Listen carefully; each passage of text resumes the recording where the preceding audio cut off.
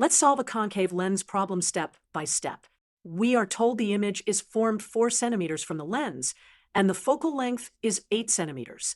We need to find the object distance. Here is the given information. Image distance is 4 centimeters. Focal length is 8 centimeters. We need the object distance. Let's draw a quick ray diagram to understand the signs. A concave lens has a negative focal length, and its image is virtual on the same side as the object.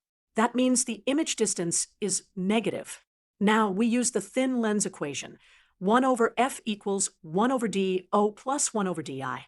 Substitute f equals negative 8 and di equals negative 4. Now solve for do. First combine the fractions on the right. Add 1/4 to both sides. 1/4 minus 1/8 equals 1/8. So 1 over do equals 1/8. Therefore, the object distance is 8 centimeters.